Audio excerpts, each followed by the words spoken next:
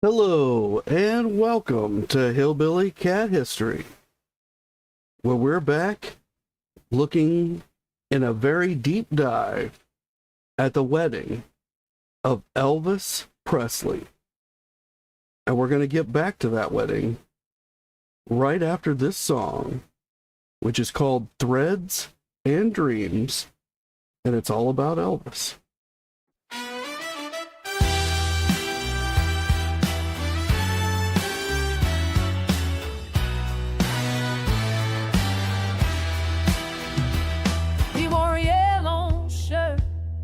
Black pants in the sun, rode horses through silence, then golf carts for fun.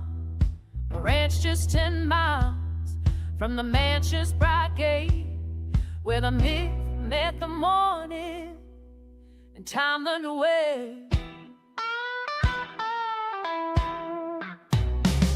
George fixed the brickwork, the pipes in the ground, lit VP on shirt where no spotlight was found. Donna kept diaries, snapshots ahead of a father who labored, of a myth made by men.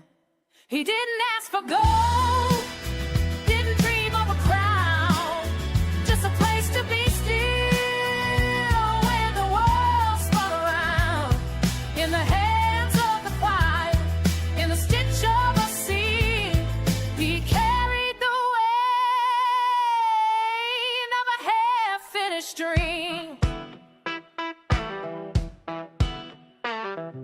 The holster was worn, the leather was cracked, BP etched in thread, no glory attached. Mike shaped the saddle, the belt and the Lord, so Elvis could ride through a myth he adored. He didn't ask for gold, didn't dream of a crown, just a place singing still. That courage spun out in the hang out the fight, the mistakes on the sea. We drained the weight of the hurts and his teeth.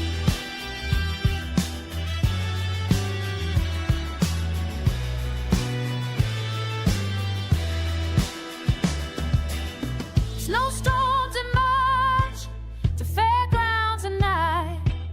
He chased peace in motion and shadow and light.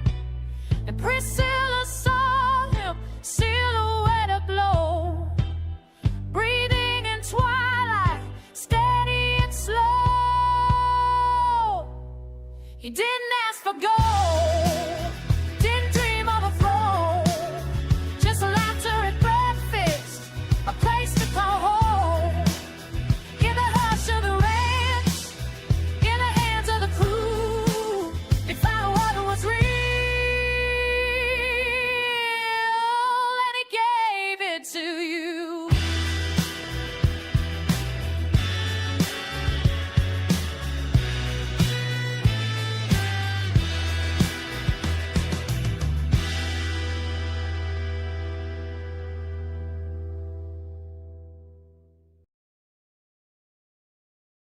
Thank you for gathering here at Hillbilly Cat History, where we remember together and listen for the echoes.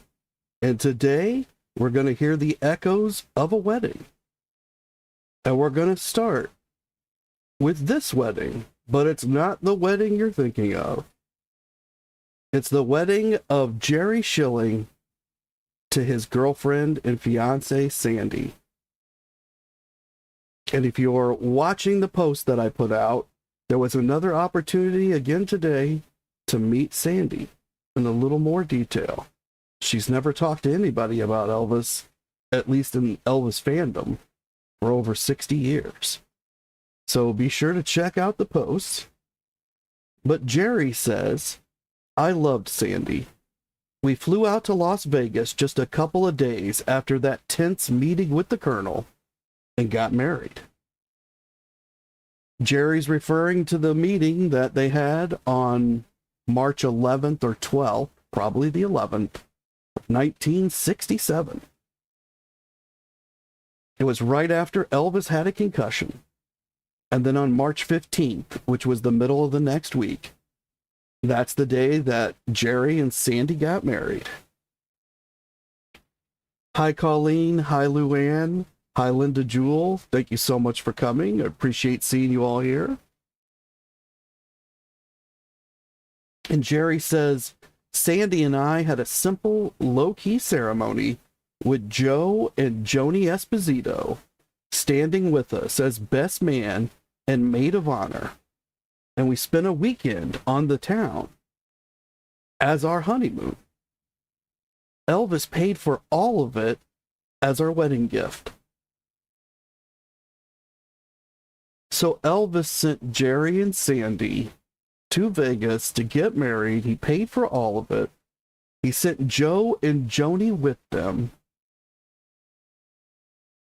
And if you saw yesterday's episode, you know that Joni is a friend of Priscilla's, and she's the lady who introduced Priscilla to the finer things in life, the very expensive things in life.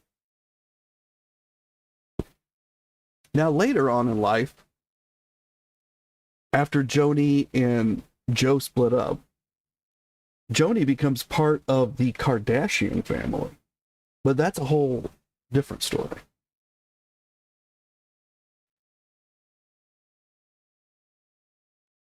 And Marty says, Marty Lacker, Elvis's friend as far back as high school. They really started hanging out in 1958, 57, into early 58. Elvis went to the Army. Elvis hired Marty in 1960 after he returned from the Army. And they used to travel together to Hollywood so that Elvis could do the movies. And Marty was good at taking care of books, like accounting type stuff. So Marty did a lot of paperwork.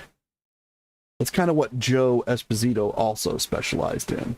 Logistics, paperwork, phone calls, that kind of thing, office type work.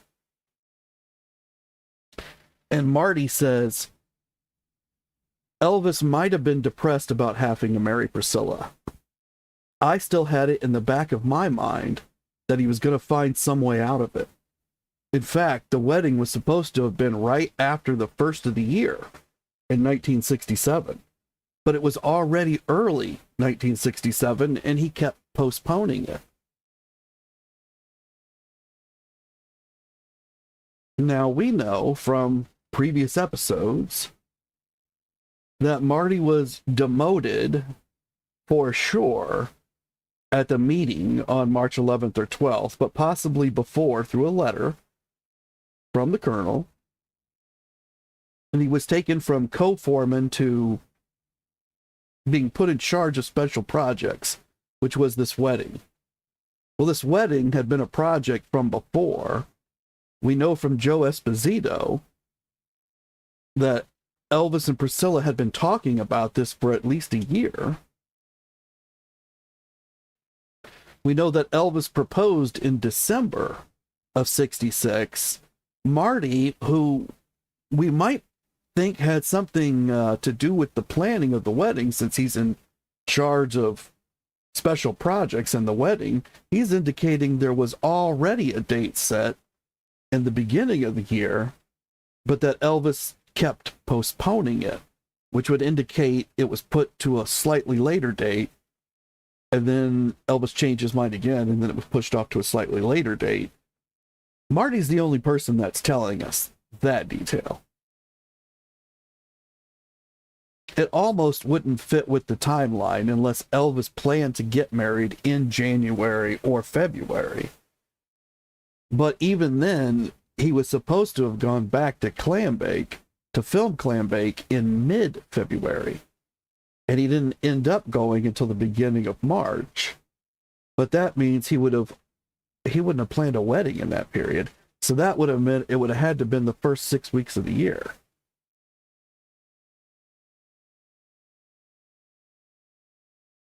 This truly is, on May 1st, the very first opportunity after that 6 weeks that Elvis and Priscilla could get married.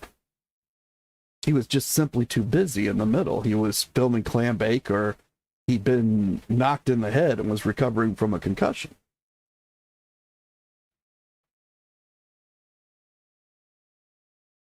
Priscilla Presley says, the bounty from the wedding showers took me by surprise. So her friend Joni, she registered Elvis and Priscilla at the fine china and silver dealers in Memphis, where you would get this fancy top of the line silverware and china and crystal. And then when people bought that and brought it and gave it to Elvis for the wedding, Priscilla says that the bounty, which I find that a strange word to use for the gifts that were given her, but it could just be the choice of word. The bounty from the wedding showers took me by surprise. And of course, this isn't even really the wedding. This is, I guess, the gifts that are given directly to her at the shower. I guess supposedly for both, the couple. But they're really being given, I would believe, directly to her at the wedding shower. Now, she doesn't actually have those wedding showers until after the wedding. So we'll come to that later. Becky Yancey, who works out in the office with Vernon there at Graceland, they have a big picture window and they can see out to the meditation garden. But Becky's helped Vernon do a lot of the paperwork. She answers a lot of the fan mail. She helped Vernon try to sort out all this paperwork from the trucks that were bought for Circle G.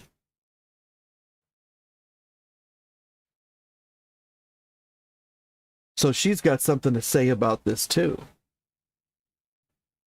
Hi, Jen. Thank you so much for coming. Appreciate seeing you here. Hi, Luann.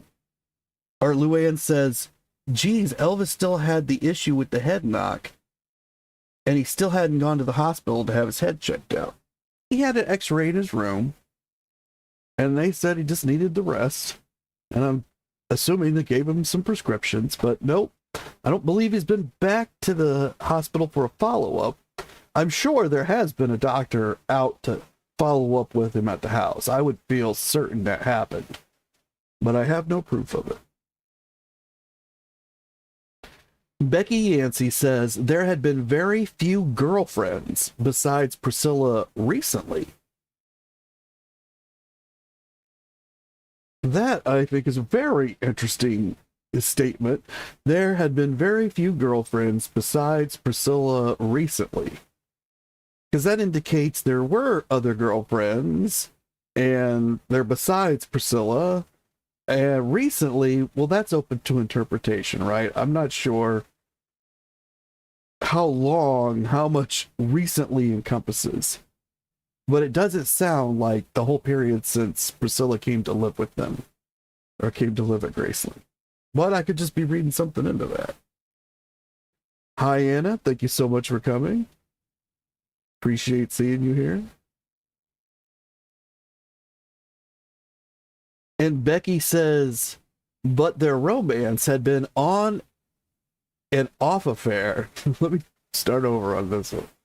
Becky says, but their romance had been an on and off affair ever since Priscilla came to live at Graceland a few years earlier.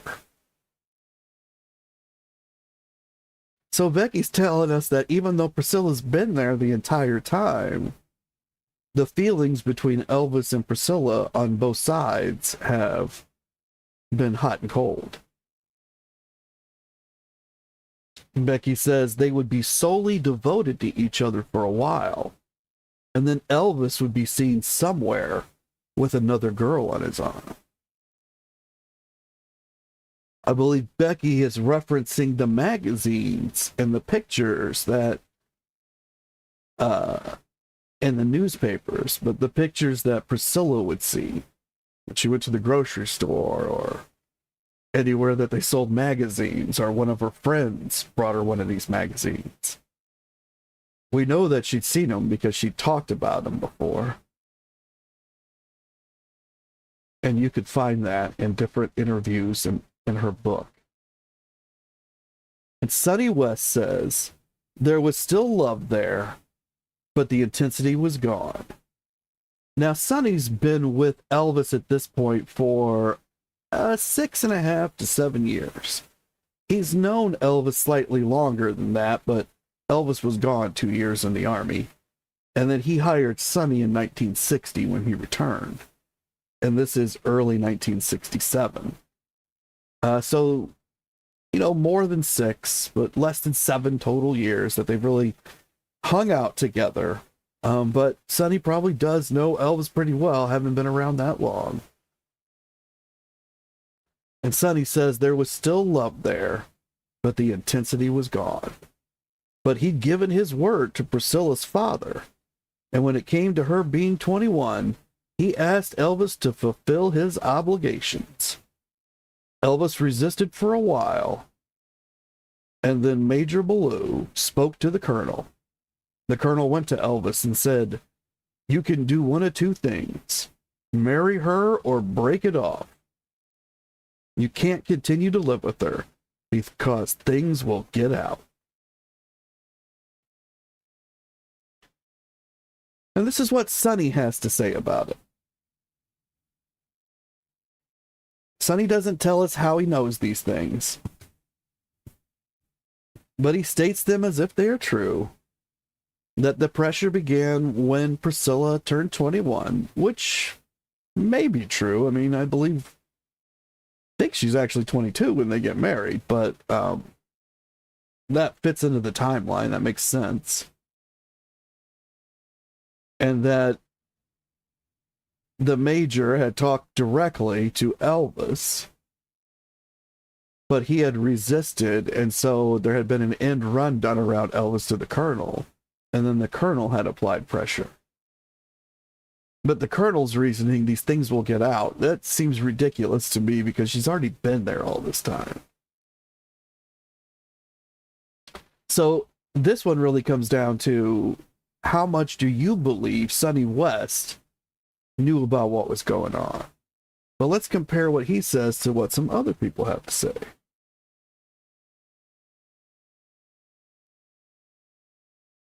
Joe Esposito says, Elvis always wanted to marry Priscilla. Once they fell in love, he knew he would marry her. He just didn't want to marry her until she was 21 years old. If you look at the pictures taken at the ceremonies, he was very excited. People, show business, and newspapers love to find bad things to make money out of. You couldn't make Elvis do a darn thing he didn't want to.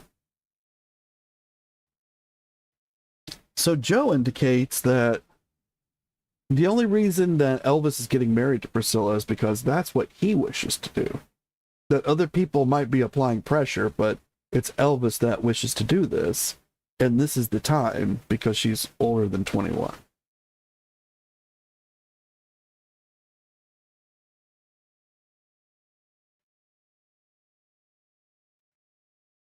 Patsy Presley Gamble, who was Elvis's double first cousin. She lives at Graceland with her husband, Gigi Gamble. I don't know if they live there yet. I guess I got to take that back. They are going to end up living in one of the trailers in the back. But those trailers might be over at the Circle G right now. And I don't know where Patsy and Gigi are staying. But Gigi is working for Elvis, and he flew out to film Clambake, flew out from Memphis with Elvis to film Clambake. And Patsy works in the office with Vernon and with Becky Yancey.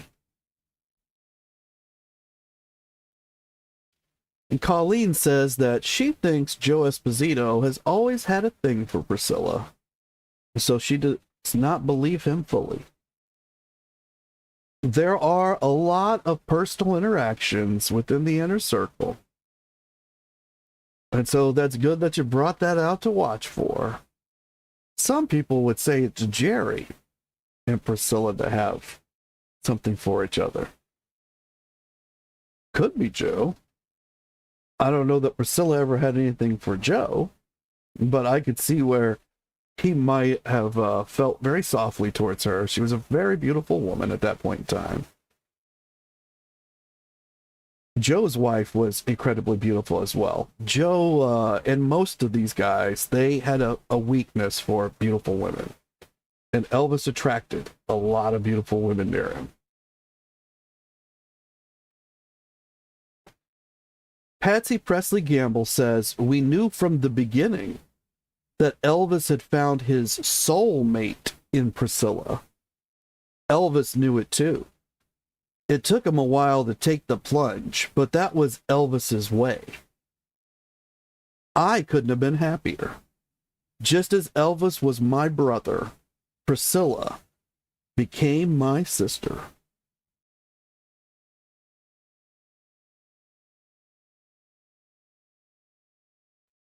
So Patsy sees it more the way that Joe sees it, that Elvis wants to do this, but she goes even further and says that Priscilla is Elvis's soulmate. And this is straight from a cousin to Elvis. She has as much, if not more, she has exactly as much Presley blood in her body as Elvis, but she also has the same amount of Smith blood. I mean, she could be the female Elvis. And she's saying that Priscilla is his soulmate, and he knew it. And that he waited to do this, but he was always going to do it. And that it made her really happy because she loved Priscilla. Because just as Elvis was my brother, Priscilla became my sister.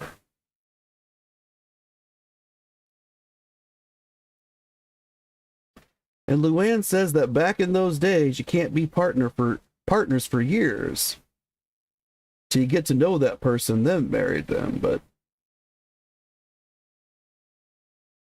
right, and it's not like today where you can be together and not married. Right, you had to pull the trigger a lot faster back then. That's true. In most cases, people pulled the trigger nearly immediately.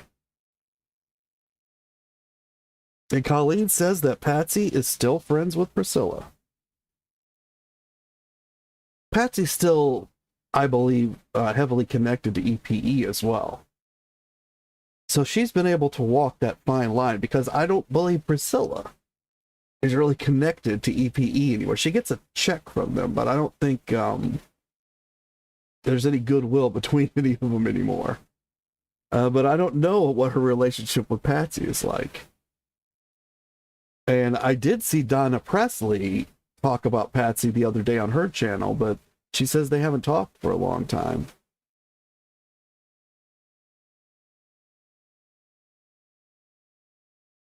But Patsy felt like this was the real deal on Elvis's part. Larry Geller, he says, Elvis's spiritual quest was over. In his own way, Elvis had been looking forward to marrying Priscilla.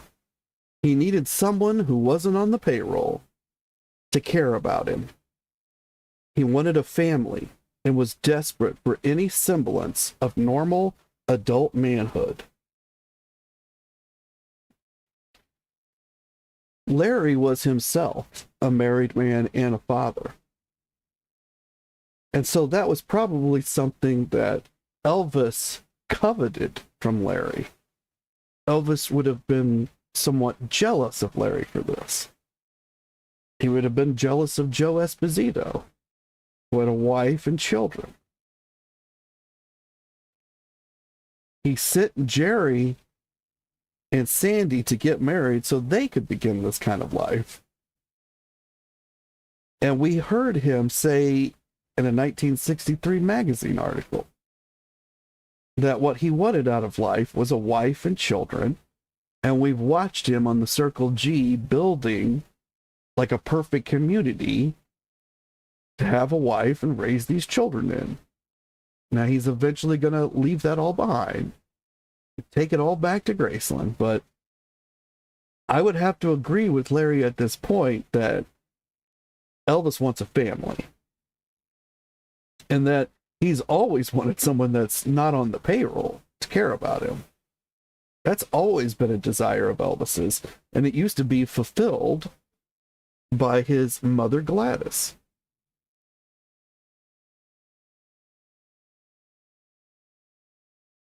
But now he's hoping that it will be fulfilled by Priscilla.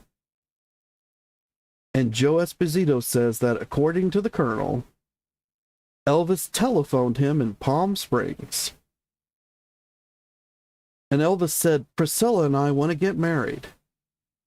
And the Colonel said, that's fine. And Elvis said, I want to get married in Vegas. Will you set it up? And that's when the Colonel called Milton Prell, who was the Colonel's friend who owned the Aladdin Hotel.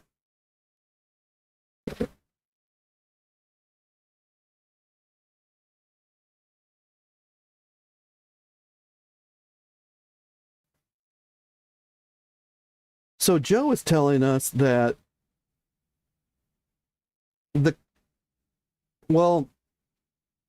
I guess he's not really indicating whether the Colonel ever put any pressure on Elvis. I guess pressure could have been put on him before this telephone call. But at some point, Elvis voluntarily makes a telephone call to the Colonel and says that he and Priscilla want to get married. And it's basically more like Elvis is telling the Colonel, don't stand in the way of this. We're getting married now. Now, traditionally, it's always been the Colonel who did not want Elvis to get married because it would make him ineligible as a romantic fantasy for all the females who were purchasing his records. And I don't think anything has changed at this moment in time for the Colonel. Although we have heard that people are saying he is also telling Elvis to get married. But here Joe is telling us that it's Elvis that called the Colonel and asked him to set something up. And that he wanted to do it in Vegas. That it wasn't the Colonel who chose Vegas. It was Elvis. And Priscilla Presley says, Colonel Parker handled the arrangements. His plan was for Elvis and me to drive from LA to our rented house in Palm Springs the day before the wedding so that any inquisitive reporters who got wind of the event would think it was going to take place there.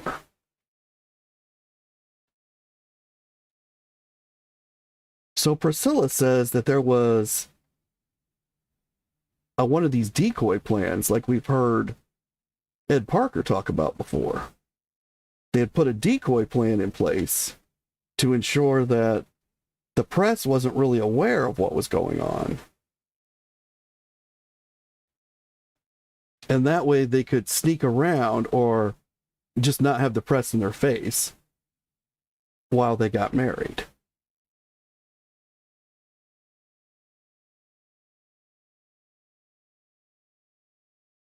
Dee Presley, she says Priscilla started making arrangements for her gown soon after Elvis proposed in December of 1966. And when the day arrived, we all flew out to Palm Springs to stay a couple of days. The press was everywhere. We had to sneak out to the airport to fly to Vegas for the wedding. So Dee's talking about they came in on April 29th. And then they have a party on April 30th, like a pre-wedding party. And then the wedding's on May 1st. And we had seen a story about this previously where Marty Lacker and someone else went to pick them up, Dee and Vernon, and drive them from I think it was the San Bernardino airport over to Palm Springs.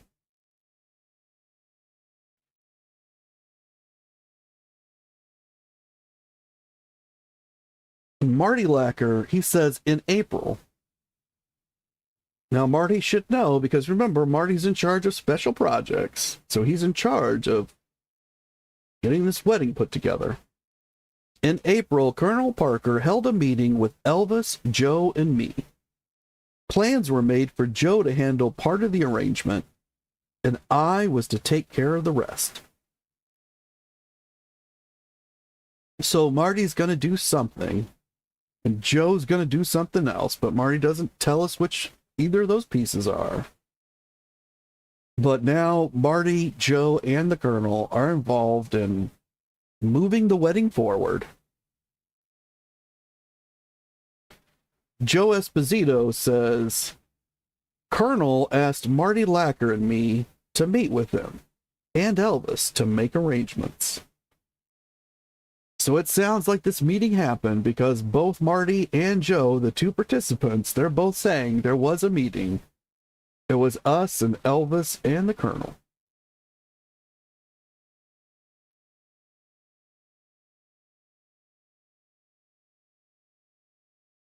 And Linda Jewell is saying that she's always wondered about Patsy Presley. Well, she's around, and she's near the stories. We just don't hear from her a lot. Her husband's there too, and he's fixing a lot of broken stuff in the background. All those things that break daily in your life's existence that you need that handy guy around to fix. That's what Gigi's doing. But he's not just doing it for Elvis. You know, there's like 25 or 30 people that are breaking stuff all day long that Gigi's fixing, and he's cleaning stuff up, and that's the kind of work that Gigi does. Same kind of work that all the guys who wear the EP on the white shirt do. Now, Gigi's not necessarily wearing that white shirt with the EP all the time, because like now he's escorting Elvis out to make this movie. But when something's broken, Gigi's the first guy that they call.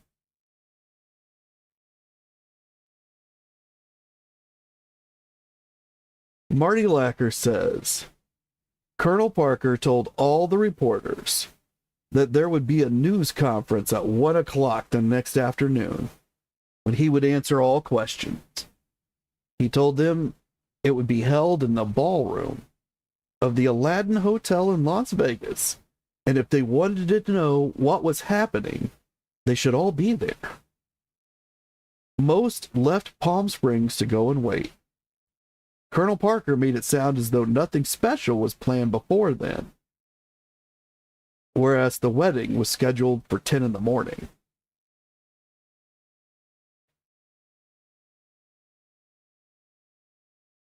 So I guess that what Marty's trying to tell us here is that the Colonel has told the reporters where the wedding's going to be, but he's given them an odd hour. It's actually going to happen at 10 a.m., but he's told them all to be there at 1, so they're going to show up too late. Although it seems odd to me that if you're trying to escape the reporters, that you would send them to the hotel where the event's going to happen. And Marty's indicating that most of them went, so they must have had faith in the Colonel. And George Klein says, now George Klein, he's another friend of Elvis from high school.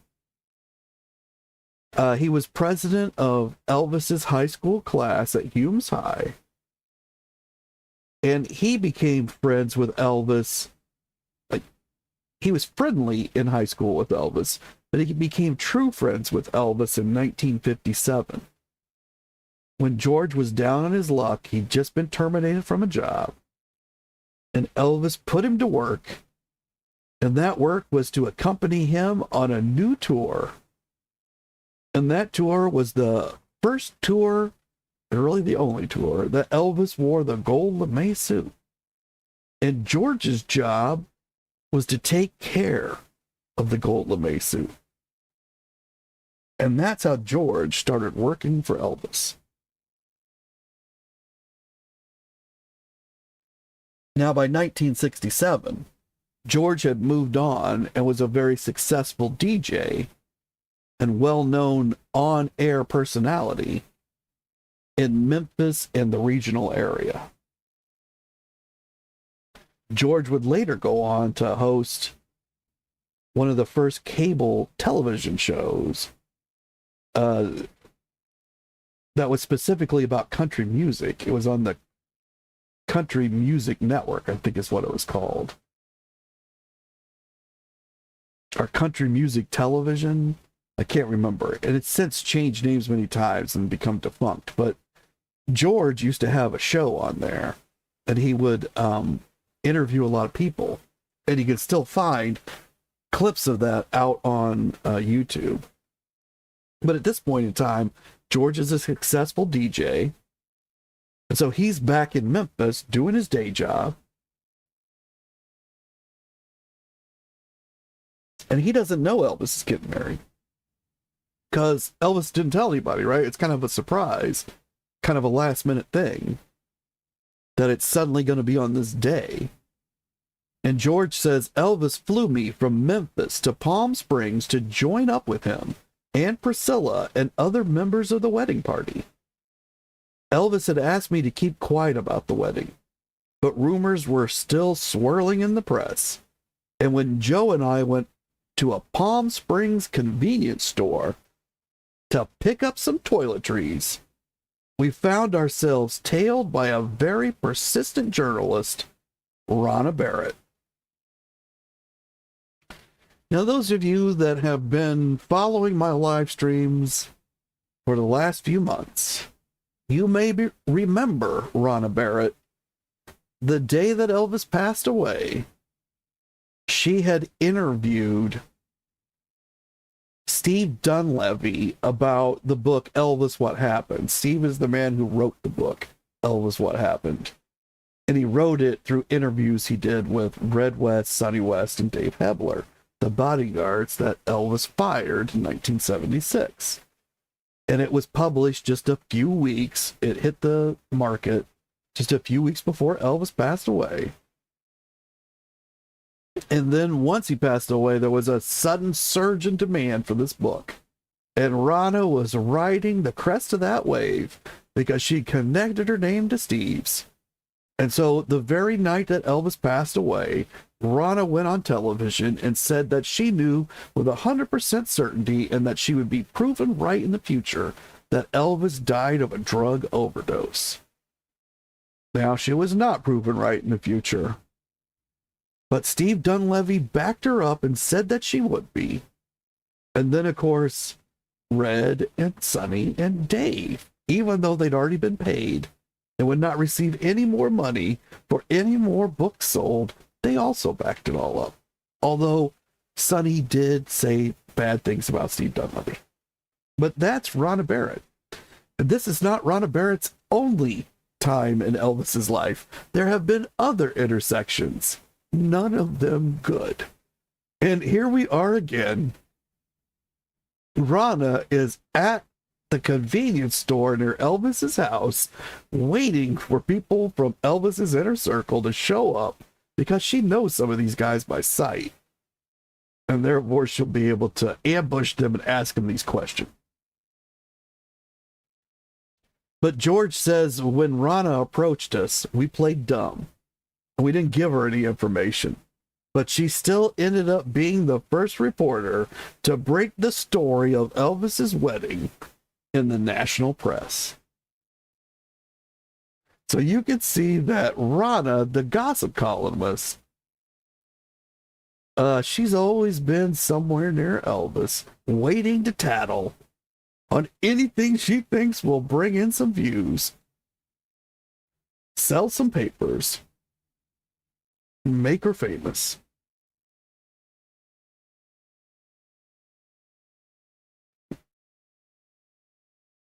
And Jen says that Ronna was always persistent. Yes, she was.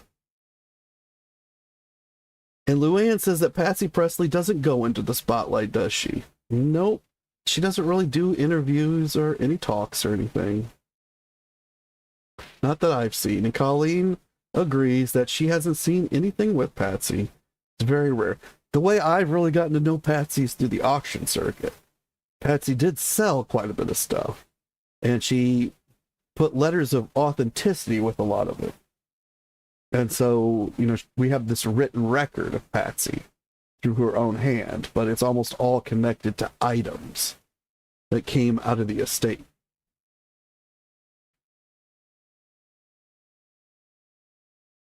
And Linda's saying it's Rona, like Corona. Oh, Rona Barrett. And all this time I've called her Rana. I feel like I should be sorry about that, but I'm not really, because I don't like anything she said about Elvis, but it's Rona, like Corona. Thank you, Linda.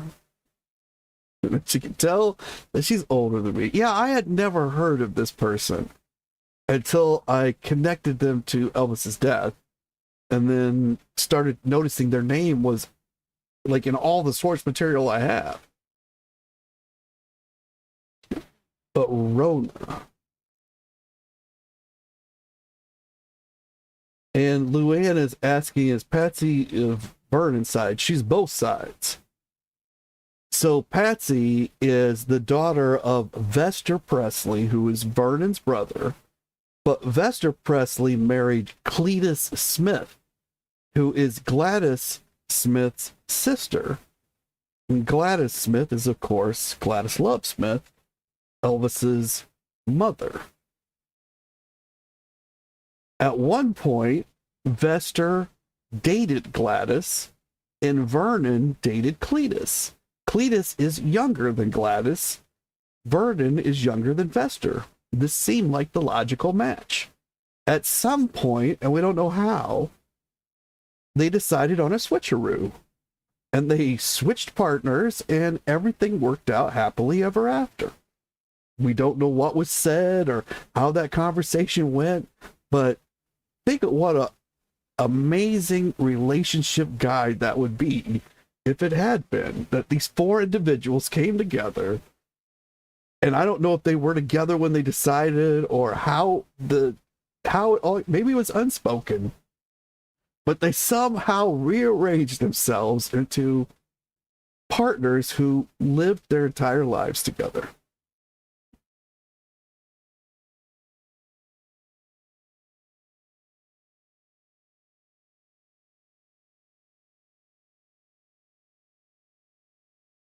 And then I guess Jen also understood that I was saying Rhoda incorrectly. I probably pronounced a lot of things incorrectly, so if you want to correct my pronunciation on anything, that would be good. And Linda's asking, what did I buy? And I must have said I bought something I've already forgotten. You have to remind me. Well, let's get back to this text before I run out of time. Sonny West. So this one I think is really an interesting quote. Let me see if I got some pictures for us. Oh, I don't think I have this one. What's happened here?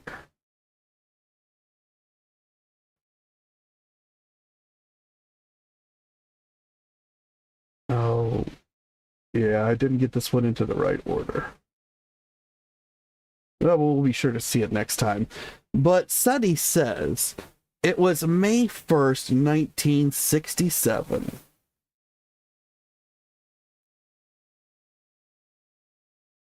Oh, what did I buy at the auction at Patty Presley's Authentication? Yeah, I've never been to an auction, Linda. I look at the auction results and stuff online that I can find, and they'll tell you a lot about the pieces, and then they'll give you a history of the piece, and sometimes they'll give you a picture of the letter of authenticity, and then the ones that are connected to Patsy, they sometimes show those letters, and then I'm able to read what Patsy said. But no, I've never bought anything at a... That's well beyond my means. I can barely get the books. And since the movie, I really can't even do that, right? Like, I collected all my books when they were like $5 or $6 a piece. And all of them are used, but that was kind of fun because some of them came with signatures in them. So I do have a lot of Elvis books, probably between 50 and 100. I'm not really sure the actual number, but a lot. Otherwise, I don't really have any Elvis merchandise.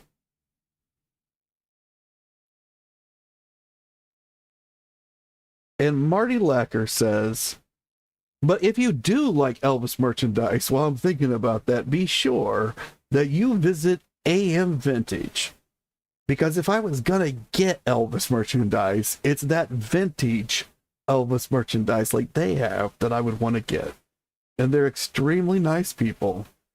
And they were doing a live just a little bit earlier. And they're such lovely people, really.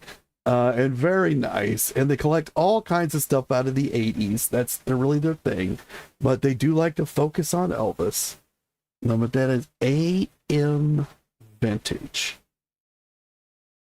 Marty Lacker says, Colonel Parker arranged with Milton Prell, who had just bought the Aladdin Hotel in Las Vegas, for the wedding to be held there. So everyone within the inner circle seems to understand that Colonel Parker is friends with Milton Prell, and therefore he can get like favors in Vegas. And Colleen says that it's amazing that one man has that many books written about him. So actually, Colleen, I've got another episode out, a video out on the channel, and it introduces you to a book archive. And it's not the books themselves, it's a listing of the books that a fan has put together, and he keeps the website up and running and updated. And he's got as many Elvis Presley books as he could possibly find. And it's over 500 at this point. So on his website, there is a massive amount listed. Now, one of them is mine, and that's why he got a video on my channel. But it's a fun archive just to go look at and see all the titles. And then if you're into reading the books, you're like, I read this one, I read that. What are all these 200 other books I've never heard of? But a lot of them are like, they're just photos. Like they're a book of photos about Elvis or something like that.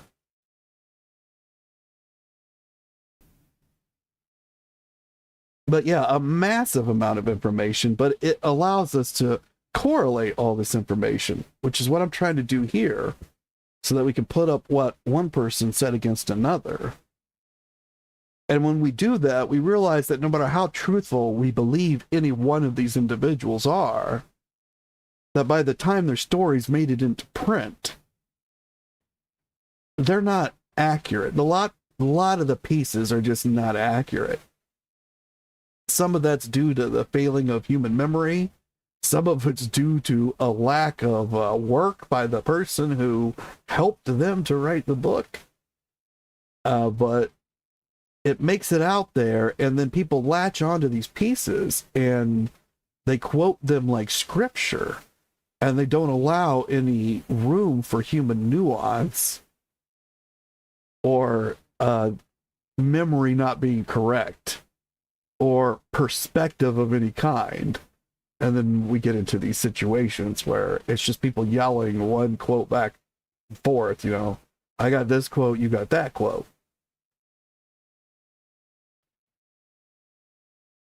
Let's look at what Sonny West says. He says it was May 1st, 1967. That is the date of the wedding. So Sonny, he does have that date correct. That is a fact. And he's quoted it, and that's rare when people do that within these books. So we'll point that out. It is correct. May 1st, 1967. And Sonny says, I was in the San Fernando Valley acting in a motorcycle movie called The Hellcats. This movie that Sonny's referring to, it's released on May 8th, 1968.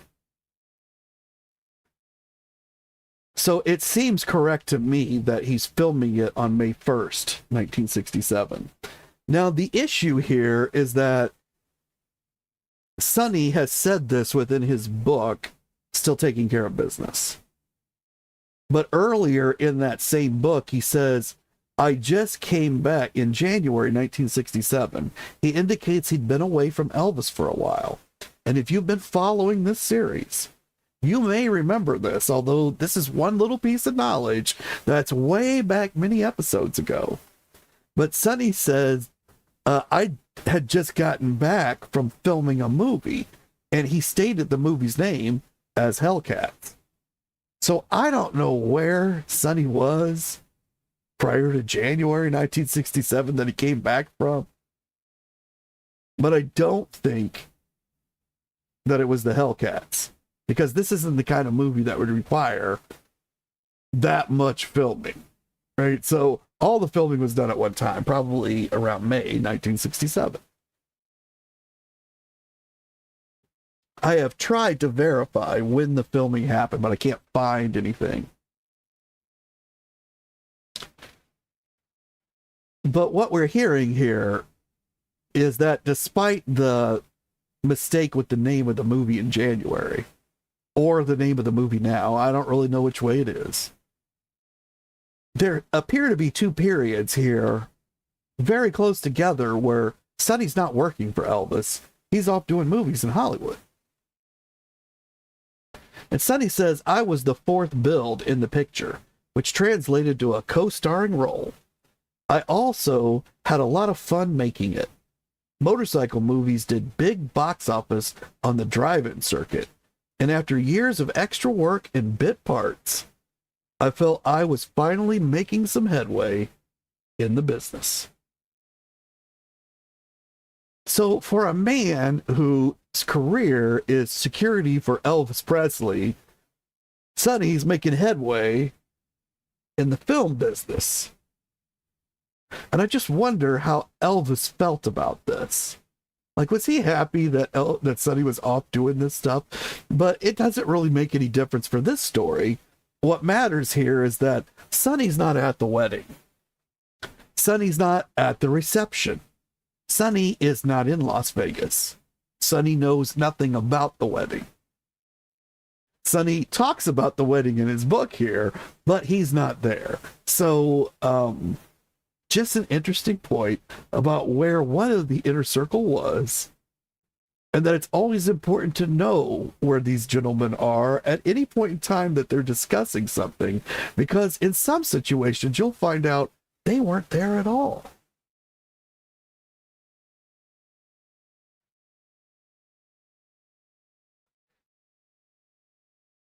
And Luann saying that she's got to get going. Have a good one, Luann. Thank you so much for joining, and I do hope to see you again. But if you're not here, be sure you hit the replay and hit the like on the way out. And everybody else, make sure you hit the like if you've learned anything today that you didn't know before about Elvis Presley or his wedding. Be sure to subscribe. And be sure to tell everybody that you know. This is the most important part. Make sure you tell everybody you know that loves Elvis all about Hillbilly Cat history, and to come join us here, because I need a lot more subscribers. So bring them all here, and everybody's opinion is welcome, and we'll sort them all out one by one. But let's hear what George Klein has to say. And Linda Jewell says she hit the like. Thank you so much, Linda. George Klein says, just after midnight on May 1st, the wedding party snuck out the back door of Elvis's Palm Springs home, climbed over the backyard wall, and got into a car to head to the airport. And in the next episode, we're going to find out what happens at the airport. They're going to get on a plane. I mean, we already kind of know that. But it's somebody special's plane. And somebody else that's very special will be flying that plane. And then they're going to make it to Las Vegas. And then things are going to start happening really fast. And we're going to see a lot of really amazing things. And at one point, we're going to maybe find the answer to a long-held Elvis mystery. But that's all coming up in future episodes of Hillbilly Cat History. And I'm going to leave you all now with a song about the Circle G. And it's called House on Wheels, about the trailers that Elvis loved.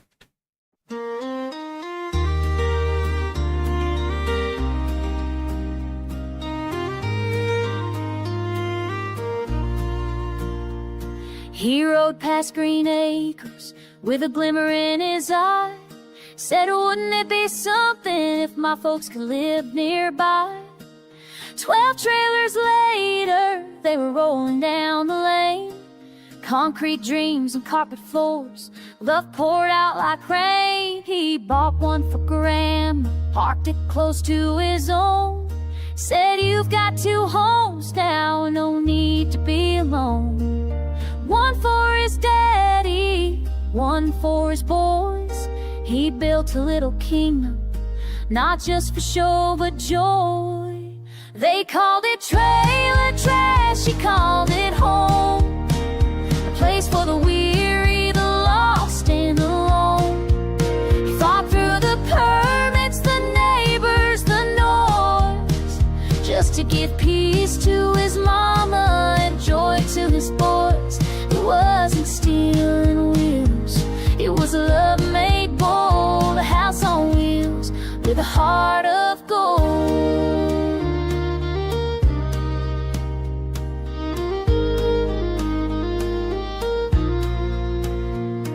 The county said no, the neighbors raised Cain, but Bernie worked midnight through thunder and rain.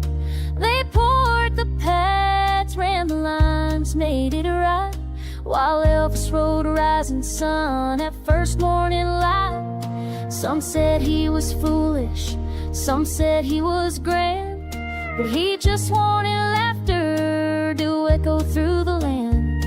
He sat on the floor near tears in his eyes, said, why do they fight me when I'm trying to rise? They called it trailer trash, he called it home. A place for the weary, the lost and alone. He fought through the permits, the neighbors, the noise, just to give peace to his mama and joy to his boys. It wasn't steel and wheels, it was love made bold. The house on wheels with a heart of gold.